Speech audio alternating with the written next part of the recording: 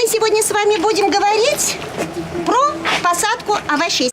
Уроки садоводства в отделении реабилитации для детей – это действительно нужные для северян познания. Земледелие среди местных жителей – увлечение редкое, а потому увидеть и даже попробовать вырастить овощи школьникам удается нечасто. Поднимаем на лопате, сюда в сторону откладываем земельку и снова копаем лунку.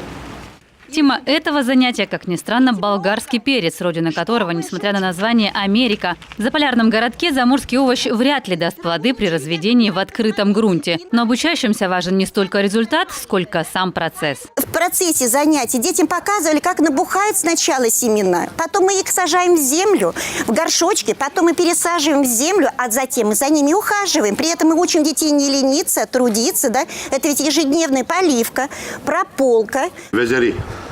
Она холод не боится, ничего не боится и лучше растет. Это очень хороший, как говорят, травка, полезный. Джалил Рафиев – человек южный, а потому магазинные овощи и зелень ему не по душе. Приехал в Воркуту к родным на пару лет, а получилось навсегда. За 27 лет жизни на севере обзавелся семьей и небольшим бизнесом. Экспериментирует в сфере сельского хозяйства, держал овец, а в этом году построил в Варгашоре теплицу. Уже снимает свежий урожай. Интерес и самому приятный, и натуральные продукты. Я любитель чисто вот этого продукта. Я 10 лет, 12 лет в совхозе работал. Все время свежее мясо, своя были. Без укола, без ничего. А сейчас вот это импортное и непонятно, что едим. Есть мечта открыть свой совхоз. В сентябре планируют привезти 10 коров, а пока угощают знакомых полезными плодами. Для местных теплица Джалила – достопримечательность. Приходят, изумляются, как пышно разрослись базилик, огурцы, томаты и фасоль. Китайская морковь, посмотрим, что вырастет.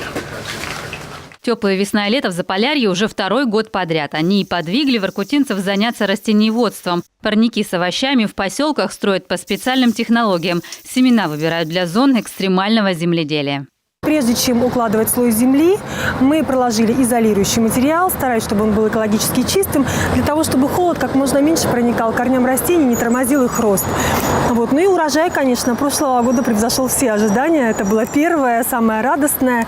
И зелень, и огурчики, и даже морковка выросла. Не удивлены только старожилы. В советские годы в местном совхозе «Тепличный» собирали по 25 килограммов овощей с квадратного метра. Достижения заполярных аграриев были отмечены многочисленными наградами. О возрождении отрасли заговорили в этом году. Весной воркутинскую ТЭЦ-2 посетил полномочный представитель президента России на северо-западе Николай Цуканов. Он высказал предложение воспользоваться избытками теплоэнергии для реализации сельхозпроектов. Сейчас уже идут переговоры по строительству теплицы с одним из предпринимателей города. Администрация округа готова поддержать финансово. Возможность получить грант есть практически у каждого, кто подготовит грамотные проекты, защитится. Потому что денег достаточно много нам выделяется на это. В этом году сумма увеличена в разы. Поэтому все заявки в администрацию в период объявления начала этой работы программы можно в администрацию переносить. Соответственно, будут рассмотрены и удовлетворены в течение короткого срока. При среднегодовой температуре -5 растениеводство в арктическом городе даже в закрытом грунте дело крайне рискованное. Но и доставка овощей не всегда возможна. К тому же логистические трудности сказываются и на вкусе, и на цене продукта. Свежие витамины на столе, да еще и круглый год для воркутинцев – экзотика. Пока. Ольга Коняева, Ирина Шумихина, Кирилл Нифонтов, телеканал Юрган, Воркута.